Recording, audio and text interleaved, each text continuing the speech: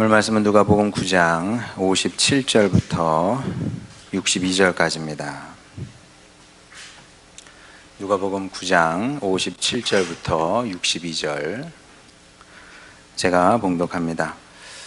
길 가실 때에 어떤 사람이 여짜오되 어디로 가시든지 나는 따르리이다. 예수께서 이르시되 여우도 굴이 있고 공중에 새도 집이 있으되 인자는 머리 둘 곳이 없도다 하시고 또 다른 사람에게 나를 따르라 하시니 그가 이르시되 나로 먼저 가서 내 아버지를 장사하게 허락하옵소서. 이르시되 죽은 자들로 자기의 죽은 자들을 장사하게 하고 너는 가서 하나님의 나라를 전파하라 하시고 또 다른 사람이 이르되 주여 내가 주를 따르겠나이다마는 나로 먼저 내 가족을 작별하게 허락하소서. 예수께서 이르시되 손에 쟁기를 잡고 뒤를 돌아보는 자는 하나님의 나라에 합당하지 아니하니라 하시니라. 아멘. 신학교 다닐 때 동기들끼리 했던 농담이 있습니다. 농담이에요. 쥐뿔도 없는 것이 결혼은 참 잘한다. 이렇게 서로 격 없이 장난식으로 얘기를 했습니다. 실제로 제 동기들 결혼 잘했고요. 그리고 이른 나이에 하기도 했습니다. 제가 28, 새는 나이로 28에 결혼을 했는데 지금 남자 나이 28에 결혼한다면 일찍 한다 그러잖아요. 근데 저는 제가 28에 결혼을 했는데 제 친구들의 한 절반 이상은 저보다 빨리 결혼을 했습니다. 굉장히 일찍 결혼한 거죠. 그러고 보면 참 신앙 좋은 여성이 많은 것 같다.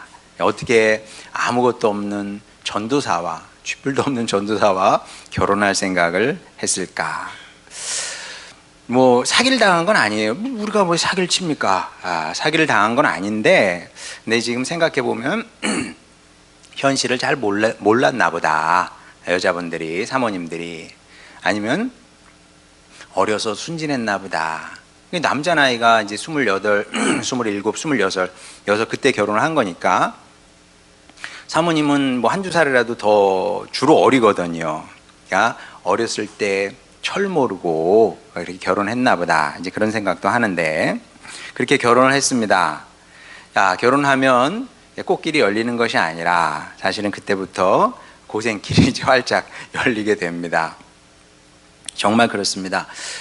저희 지방회에 교회가 한 80여 교회 정도 됩니다. 천안, 아산 지방에 80개 교회가 좀 넘나 뭐 그런데 그 중에 자립한 교회는 절반이 안 됩니다. 절반이 뭐예요? 훨씬 안 되지. 자립을 못했다는 것은 목회자 가정에 최저 생계비도 마련해주지 못한다는 거거든요. 그러면 생활이 안 된다는 얘기입니다. 생활이 안 돼요. 생활이 안 되는데 어떻게 목회를 하겠습니까? 자, 그러면 생활이 안 돼서 목회를 그럼 포기해야 돼요? 하면 할 수 없는 겁니까? 그만둘까요? 그럴 수는 없거든요.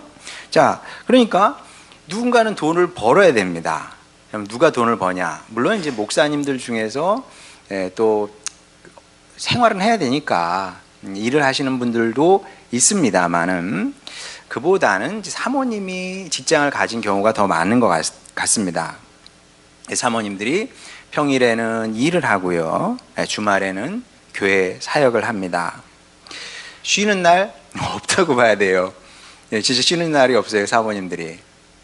그냥 365일, 거의 365일 뭐 일한다고 봐야 되는 거죠. 그럼 여러분 얼마나 힘들겠어요. 그렇게 사는 게.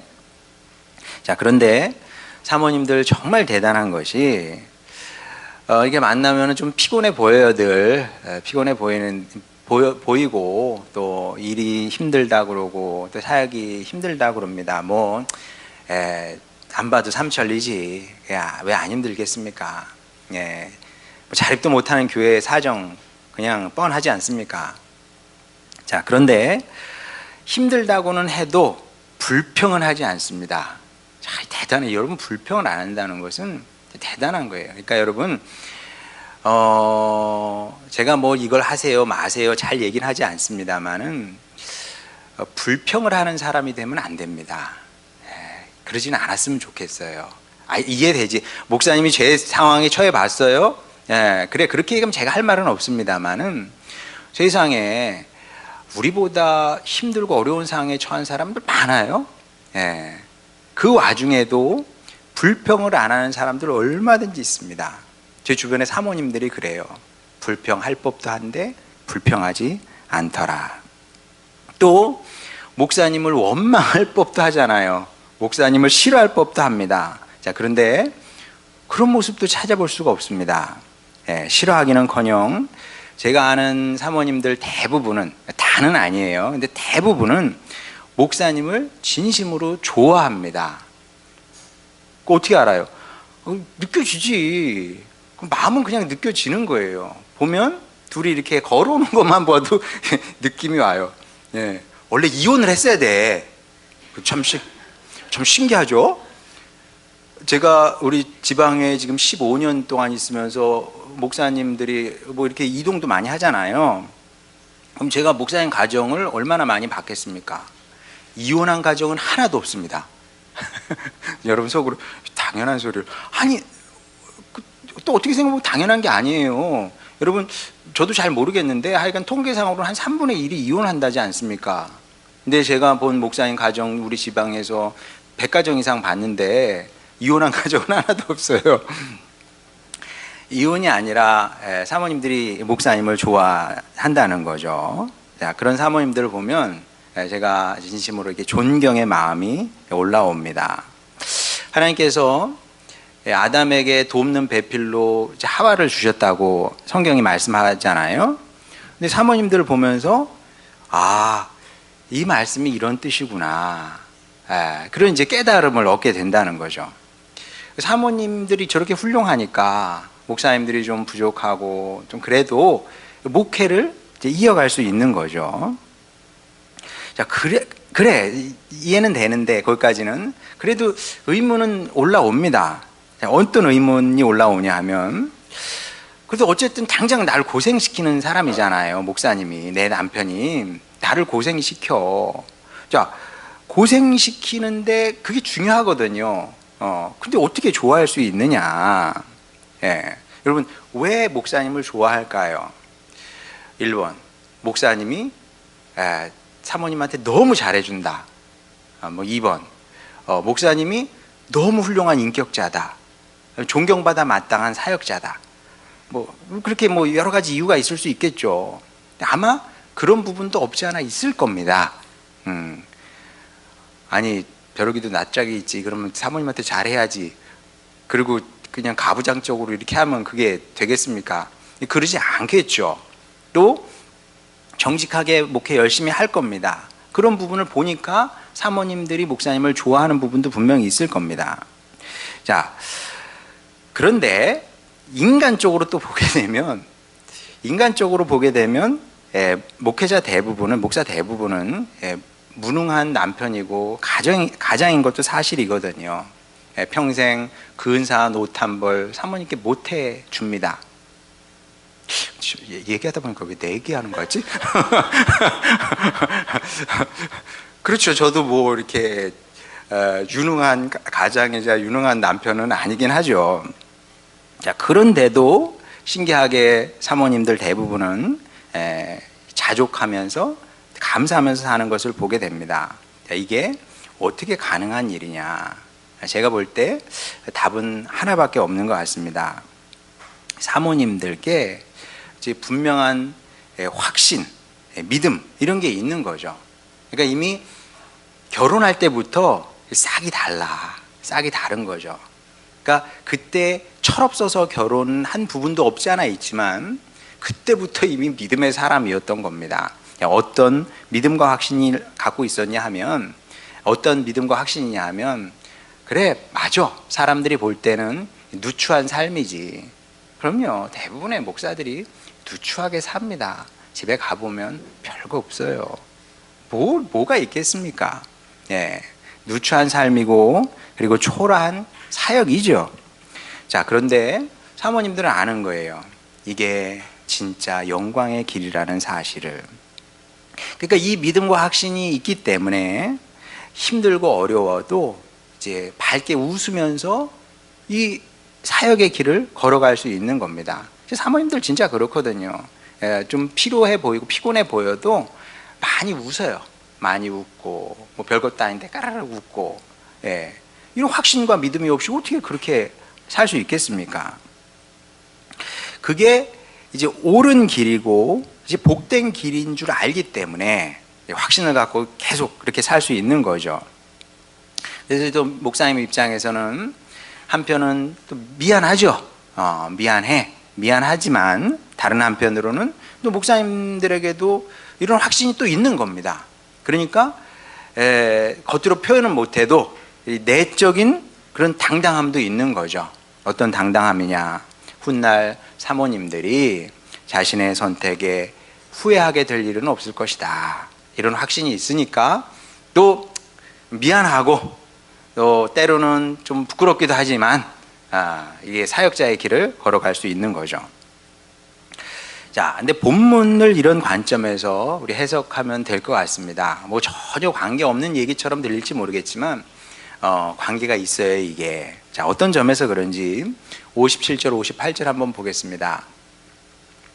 길 가실 때에 어떤 사람이 여짜오되 어디로 가시든지 나는 따르리이다.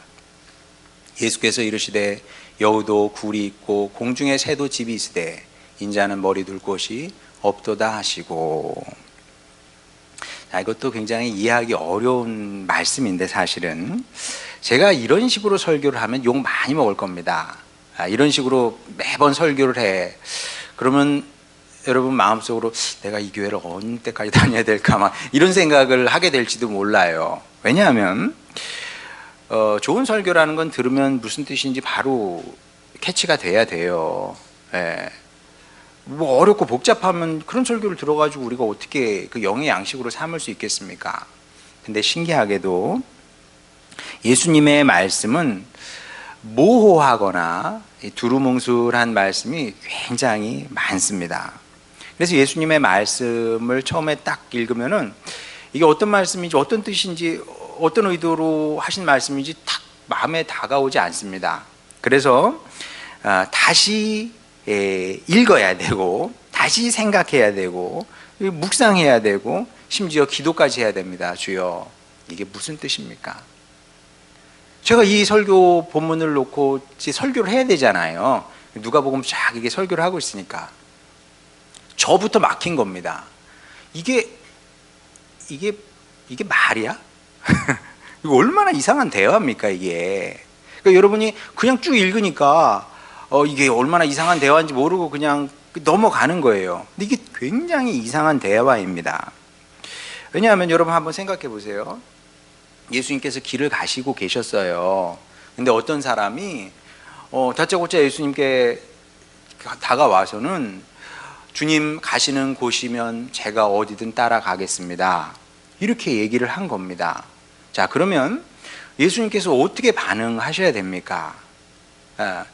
거기에 있던 사람들이 도대체 뭘 기대를 했겠어요? 어떤 사람이 이렇게 얘기를 하면 그 장면을 본 거 아닙니까? 거기에 있던 사람들이 장면을 봤으면 어떤 또 다른 장면을 기대를 하거든요. 예수님께서 이런 식으로 반응하시겠지. 자, 일단 얼마나 기특해요. 기특한 일이거든. 여러분, 예수님을 보면서, 예수님 사역하시는 것을 보면서 예수님의 복음을 듣고 제가 예수님을 따라가겠습니다, 이렇게 결단하고 따라가는 사람, 실제로 따라가는 사람이 몇 명이나 되겠습니까? 드문 경우거든요. 그러니까 예수님께서 어떻게 원래 반응하셔야 되냐면 두 팔을 벌려 안아주시면서 뽀뽀라도 좀 하시면서 아이고 어떻게 그렇게 그런 생각을 했냐, 착하다, 예쁘다, 그래 대환영이지, 나는 같이 가자, 뭐 이래야 정상 아니겠습니까? 자, 그런데 예수님은 이상한 말씀을 하세요. 예수께서 이르시되 여우도 굴이 있고 공중에 새도 집이 있으되 인자는 머리 둘 곳이 없도다. 뭘 어쩌라고? 뭐 무슨 뜻이에요 이게? 따르라는 얘기예요, 말라는 얘기입니까? 이게 칭찬입니까? 꾸중입니까? 무슨 뜻이에요? 그러니까 당황스러울 수밖에 없어요. 그 자리에 있던 사람도 당황스러웠을 것이고 예수님께 이 말을 했던 사람은 더 당황스러웠겠죠. 당황스러울 수밖에 없는 것이, 이 말씀만 놓고 보면, 예수님의 58절 저 말씀만 놓고 보면 무슨 얘기예요? 나 거지야, 그런 뜻이에요. 제 말이 틀려요? 거지가, 누가 거지입니까? 집이 없다는 얘기거든요. 집이 없는 사람이 거지예요. 요즘은 거지라고 안 하고 주로 노숙자라고 그러죠. 그러니까 그 58절 말씀은 요렇게 다르게 이제 풀어서 얘기할 수도 있을 것 같은데, 나를 따르겠다고 참 생각은 갸륵한데, 나 노숙자인데, 나 지금 노숙자고 앞으로도 집이 없을 예정이야. 그런데 괜찮을까? 이런 뜻입니다. 괜찮겠어요, 여러분? 괜찮겠어요? 괜찮을 리가 있겠습니까? 이 괜찮은 일이 아니잖아요. 따르겠다고 그러는데 나 집이 없어. 어떻게 따라갈 수 있겠습니까? 자, 그런데 이 말씀을 묵상하는데 예전 일이 떠올랐습니다. 집사람을 만나기 전에 저도 몇 번 선 비슷하게 봤어요. 결혼을 해야 되잖아요. 친구들 결혼하고 저도 이제 뭐 사역을 하려면 결혼을 해야 됩니다. 결혼 안 한 사역자를 원하는 교회는 아무 데도 없거든요. 혼자 사역 뭐 불가능한 건 아니지만 뭐 어렵다고 봐야죠. 자, 그래서 선 비슷한 것을 봤습니다. 근데 제가 이게 선을 보면서 깨달은 바는, 여자는 나를 안 좋아하는구나, 그걸 이제 알게 됐어요. 그 사실을 확인하게 됐습니다. 왜 그랬을까 생각을 해보면, 뭐 매력이 없든 뭐 그런 것들도 다 있겠으나, 지금 생각해 보면 제가 예수님과 비슷한 얘기를 했던 것 같습니다. 저는 거지인데요. 물론 그렇게 대놓고 얘기하지는 않았어요. 거지는 아니니까. 제가 예수님처럼 뭐 머리 누일 집이 없거나 뭐 그런 건 아니니까. 노숙하면서 살지는 않았으니까요. 제가 예수님은 진짜 노숙인처럼 사셨고요. 저는 뭐 그런 건 아니었잖아요. 그러니까 뭐 대놓고 거지라고 얘기는 하지 않았으나, 종합해 보면 여자가 집에 가서 생각을 했을 거 아니에요. 도대체 이 남자의 정체는 뭐냐, 거지인 것 같다, 뭐 그런 결론에 이르렀던 것 같습니다. 그러니까 누가 저를 좋아하겠습니까? 한 번 만나고 그냥 바로 끊는 거예요. 연락이 안 돼. 그렇더라고요. 예. 자, 그런데 예수님과 저의 차이는 분명히 있습니다. 저는 주제를 알고 겸손하게 행동을 한 거죠. 왜냐? 나중에 사기당했다는 얘기를 듣고 싶지는 않았어요. 저는 뭐 이런 생각을 구체적으로 했던 건 아니지만, 사람이 솔직해야지. 있는 그대로 얘기를 해서 상대가 나를 이해하고 받아들이면은 다행이지만, 그렇지 않으면 그거 어떻게 삽니까? 나중에 사기당했다 그럴 텐데. 자, 그러니까 미리 솔직하게 얘기를 했을 뿐이에요. 그래서 뭐 그게 통하면 다행이고 안 통하면 어쩔 수 없는 거고. 물론 어쩔 수 없는 건 아니더라고요. 기분은 나빠. 한 번 만났는데 연락이 안 되면 기분 나쁘잖아요. 그것도 중개해 준 사람이 있잖아요. 그 사람도 몰라, 뭐 그냥 그렇다네, 뭐 그러면은 자존심도 상하고, 기분 좋은 일은 아닌데 그럼 뭐 어떻게 하겠습니까? 그럴 수밖에 없었던 거죠, 저는. 자, 그런데 예수님은 저하고는 좀 다릅니다. 자, 어떻게 다르셨는지 59절 60절 보겠습니다. 또 다른 사람에게 나를 따르라 하시니 그가 이르되 나로 먼저 가서 내 아버지를 장사하게 허락하옵소서. 이르시되 죽은 자들로 자기의 죽은 자들을 장사하게 하고 너는 가서 하나님의 나라를 전파하라 하시고. 맥락상 이것도 말이 안 돼. 왜냐하면 당신이 나 거지라 그랬잖아요. 스스로 나 노숙인이라고 그런 거 아닙니까? 그러면 거지면 거지답게 말하고 거지답게 행동을 해야 되는 겁니다.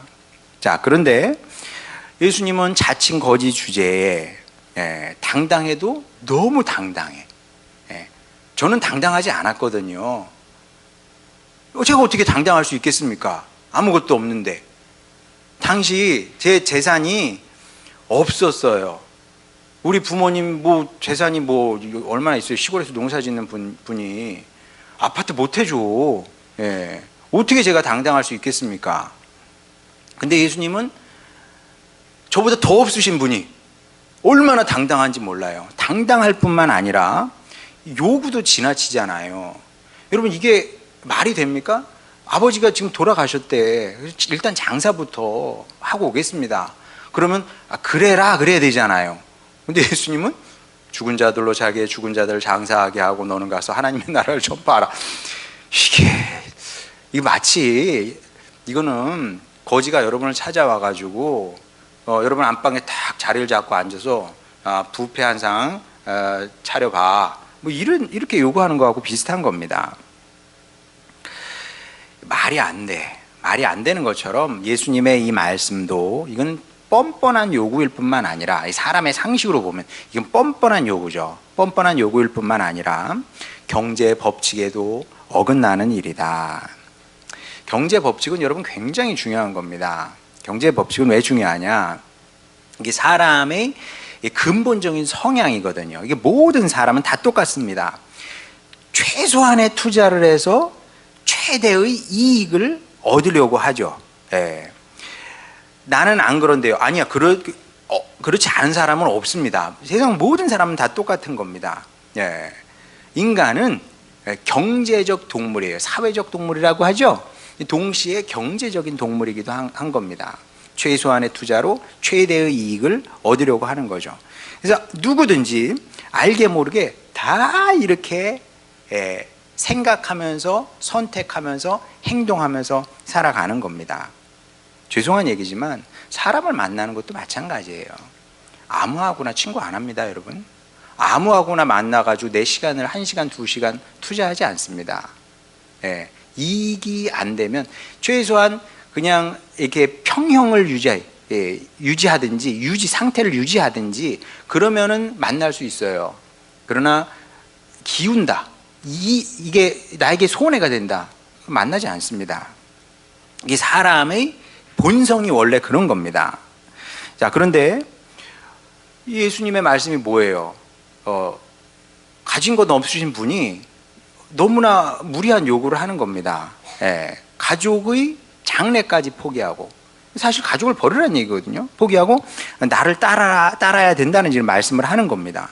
이 세상 어떤 사람이 이런 요구를 수용할 수 있겠습니까? 그러니까 말도 안 되는 얘기를 지금 하신 거예요, 예수님께서.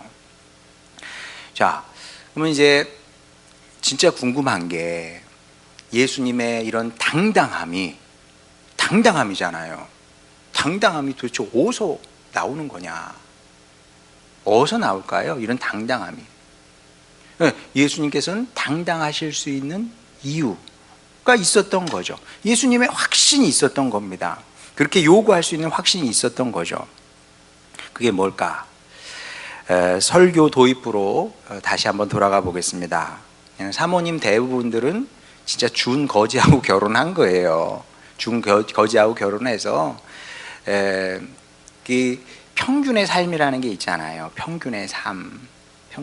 그래도 우리 여러분들은 대부분 평균의 삶 이상을 살고 있다고 저는 보는데, 그것보다도 더 한참 아래의 삶을 사는 거거든요. 자, 그렇게 살고 있어요, 지금. 자, 그러면 그 선택이, 그렇게 살겠다고 사모님들이 선택을 한 건데, 그 선택이 잘 된 것이냐, 이게 잘한 일이냐, 잘 못한 일이냐, 라고 생각을 했을 때, 사람마다 평가는 다 다르겠지만, 저는 잘한 선택이라고 확신하고 있습니다. 왜냐하면 그 사모님들은 영광의 길을 선택을 한 거죠. 진짜 영광의 길을 선택을 한 겁니다. 자, 그런데 예수님께도 이런 확신이 있었던 거죠. 없을 수가 없지, 예수님인데. 예수님은 모든 것을 아시는 분인데 왜 이런 확신이 예수님께 없었겠습니까? 여러분, 사람 인생에서 최고의 선택은 무엇이냐면, 삶은 결국 선택이잖아요. 오늘도 여러분 교회에 올 수도 있었고 안 올 수도 있었어요. 누가 강요를 합니까? 제가 강요합니까? 제가 강요한다고 여러분이 제 말을 듣겠습니까? 아니면 하나님께서 강요를 하셨나요? 다 선택이에요. 다 우리의 선택으로 이루어지게 되는데, 그런데 그 수많은 선택 중에 최고의 선택은 무엇이냐면 예수님과 동행하며 그분의 길을 따라 걷는 거죠. 이게 최고의 선택인 겁니다. 사람이 살면서 할 수 있는 더 좋은 선택은 없어요. 물론 예수님도 알고 계셨습니다. 당신을 따르는 일이 쉬운 것만은 아니죠. 당신을 따르는 일이 쉬운 것만은 아니야. 예수님을 따라가는 길이 쉽지는 않습니다. 자, 그래서 찬송가가 뭐라 그럽니까? 어떤 찬송가가 내 주를 가까이 하게 함은 십자가 짐 같은 고생이나. 이분은 신앙의 길을 아시는 분이죠. 파니 제인 크로스비가 쓴 곡이 아닐까 싶은데 모르겠어요. 한번 찬송가 찾아보세요. 한 거예요. 내 주님을 따르는 그 길이 십자가를 지고 가는 것처럼 고생스러운 일이긴 한데, 근데 고생이 전부는 또 아니거든요. 이게 어떻게 고생이 전부라고 얘기할 수 있겠습니까? 고생을 견디면서 주님을 따라가. 그러면 우리 앞에 준비되어 있는 그 영광이라는 것은, 우리가 누릴 축복은 어마어마한 거거든요. 죄송합니다. 제가 이렇게밖에 표현이 안 돼요. 그냥 어마어마한 것이다. 여러분, 이번에 에이펙 있었잖아요. 얼마나 화려합니까? 세계의 그 대통령들이 막 몰려들어요. 세계를 주름잡는 대기업 회장님들이 막 몰려듭니다. 기업 회장님들이 깐부 치킨에서 깐부야 하면서 술 마시고 사람들이 막 몰려들었어요. 얼마나 영광스러워 보여요. 그거 우리 주님께서 주실 영광에 비하면은 그건 껌도 안 돼. 저는 보면서 속으로 비웃었어요. 저 정도, 아야, 우습다. 진심으로 우습다. 사열 탁 이제 뭐 다른 나라 뭐 미국 대통령, 중국 주석 막 오고 막 사열 가잖아요. 우리가 주님 나라에서 누릴 영광은 그건 아무것도 아닙니다. 우리 주님께서 당신의 길을 걸어가는 사람들을 위해서 준비하신 그 큰 축복의 은혜, 영광은 말로 설명이 안 되는 겁니다. 그리고 성경은 이 약속에 대한 기록이기도 하는 거죠. 이 약속에 대한 길입니다. 너희가 나를 믿고 따라오면, 그리고 내 말씀에 순종해서 살면, 그러면 어떤 일이, 무엇이 준비되어 있는지 그 약속의 기록이 성경인 거죠. 많은데, 자, 오늘 말씀과 이렇게 이어지는 한 구절만 보도록 하겠습니다. 요한복음 14장 1절부터 3절. 자, 예수님께서 이제 그 예루살렘에 올라가셔서 이제 십자가를 지신다고 하셨어요. 제자들에게 다 말씀을 하셨습니다. 그러니까 이제 제자들이 근심하게 되죠. 우리가 예수님을 따라서 3년을 이렇게 살아왔는데 예수님 이제 돌아가시면 우리는 어떻게 되는 건가? 낙동강 오리알 막 이런 생각을 하고 있을 때 예수님께서 이런 말씀을 하시죠. 너희는 마음에 근심하지 말라. 하나님을 믿으니 또 나를 믿으라. 내 아버지 집에 거할 곳이 많도다. 그렇지 않으면 너희에게 일렀으리라. 내가 너희를 위하여 거처를 예비하러 가노니. 이게 단가요? 네, 이게 단가. 가서 너희를 위하여 거처를 예비하면 내가 다시 와서 너희를 내게로 영접하여 나 있는 곳에 너희도 있게 하리라. 자, 그 전에는 예수님께서 뭐라고 그러세요? 나는 집이 없어. 이렇게 말씀을 하셨잖아요. 근데 여기서는 다른 말씀을 하시거든요. 이게 무슨 뜻입니까? 지금 집 없는 분이 실은 가장 좋은 집이자 영원한 집의 소유자라는 그 말씀을 하고 있는 거거든요. 내가 집을 갖고 있고 그 집을 너희에게 내어주겠다고 하는 거거든요. 물론 비유의 말씀일 겁니다. 우리 세상에 사는 집은 가끔 그 언론 보도에도 나오잖아요. 어떤 회장님 집 화려하다 그럽니다. 화려하겠죠. 그러나 모든 집은 낡아지는 겁니다. 낡아져요. 뭐 1,000억짜리 집이면 뭐 1조짜리 집이 있다고 칩시다. 그 집이 영원할 수 없거든요. 그러나 우리 주님의 집은 그 어떤 집보다 좋을 뿐만 아니라 영원한 집을 갖고 계시고 준비해 놓으시고 그것을 우리를 위해서 내어 주시겠다는 말씀이죠. 이 사실을 알기 때문에 저도 예수님을 전하는 사역자가 됐습니다. 그러니 당장 좀 힘들고 어려워도 자꾸 이제 어리석어서 사람이 지금 잃는 것만 자꾸 생각을 합니다. 내가 잃는 거, 예수님 따라가면 뭘 잃을까, 어떤 손해를 볼까. 제가 자신 있게 얘기할 수 있습니다. 손해보는 거 없어요, 여러분. 절대 없습니다. 절대 없다, 이건 진짜. 그러니까 힘들고 어려워도 끝까지 잘 따라가는 여러분이 되시길 바랍니다. 제 주변의 사모님들처럼만 했으면 좋겠어요, 여러분이. 정말 제 주변의 사모님들, 남편이 초라하고 볼품 없어도 남편을 좋아해서 그 곁에 감사로 머물더라는 거죠. 여러분이 예수님께 그만큼만 하면 되는 겁니다. 예수님께 그만큼만 하면 되는 겁니다. 그게 옳고 선하고 아름다운 거고요. 그러면 예수님께서 어떻게 반응을 하시겠습니까? 주님 말씀에, 당신 말씀에 약속처럼 우리에게 우리도 알지 못하는 최고의 것으로 갚으시게 될 겁니다.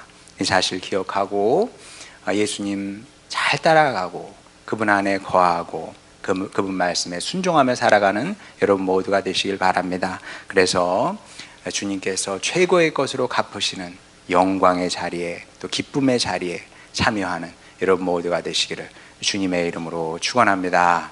우리 찬양 부르고 기도하도록 하겠습니다.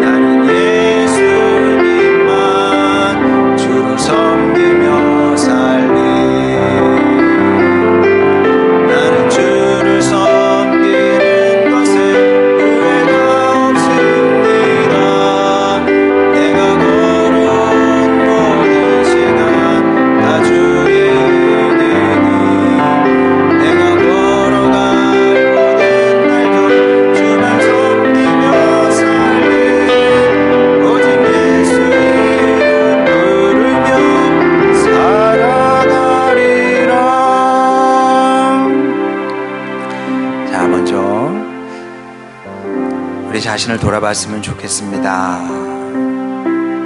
우리 주님의 부르심 앞에 우리가 먼저 주산기를 이렇게 튕겼던 것은 아닌지, 내가 주님을 따라가면 내가 무엇을 잃을까, 어떤 손해를 볼까. 사실 적지 않은 사람들이 이제 그렇게 생각을 하는 것 같습니다.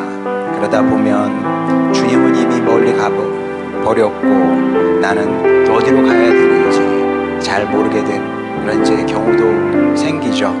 제가 우리 기도할 때, 주님, 제가 주님을 믿겠습니다. 심지어 사모님들이 목사님을 믿어서 그 길을 따라가는데, 주님, 예수님을 못 따라간다는 게 말이 됩니까? 저 예수님을 따라가겠습니다. 잘 따라가겠습니다. 주님 안에 거하겠습니다. 그리하여 주님 영광의 자리에 저도 서게 하여 주시고, 그 기쁨의 자리에 저도 서게 하여 주시옵소서. 그 은혜를 누리게 하여 주시옵소서. 이런 기도 제목으로 주님께 나가도록 합시다. 기도하시겠습니다. 우리를 사랑하시는 아버지 하나님, 주님은 우리에게 가장 좋은 것을 주려 하십니다. 가장 좋은 것을 우리에게 선사하시려 하십니다. 주여, 이 진실한 마음을 우리가 먼저 알게 하여 주시옵소서. 주님을 따라가서 우리가 손해볼 것은 아무것도 없습니다. 주님을 믿고 사모하여 또 순종하여 살아서 우리가 잃을 것은 아무것도 없습니다. 주여, 이 믿음으로 우리 일평생 살게 하여 주시옵소서. 그리하여 주여, 주님의 제자들처럼 예수님을 따라가기를 원합니다. 주님께서 여기 계시니 우리가 어디로 가겠습니까? 고백하게 하여 주시옵시고, 아버지 하나님, 주님을 따라감으로 말미암아 주님께서 우리에게 주시는 가장 좋은 것을 누리며 살기를 원합니다. 우리만 누리는 것이 아니라 주여, 우리 주변에 있는 사람들에게도 누리게 하여 주시고, 주님, 그들에게 우리 신앙의 이정표가 되기를 원합니다. 아버지, 이정표가 되어서 갈 바를 알지 못하는 사람들, 그들에게 우리가 예수님께 가는 길을 인도하게 되기를 원하오니, 그런 생명의 사역자로 쓰임받는 우리 모두가 되게 하여 주시옵시고, 주여, 우리 늘 기도하는 것처럼 복의 사람으로 우리 모두를 세워주시사 영광되게 하여 주시고, 많은 사람을 영광의 자리로 초대하는, 이끄는 주님의 일꾼 되게 하여 주시옵소서. 그런 하나님의 백성, 주여, 우리 하늘소망교회 식구들 다 되기를 원하오니 축복하시고 세임 주시고 인도하여 주셔서 이기고 승리하게 하여 주시옵소서. 우리의 기도를 들으심을 감사드립니다.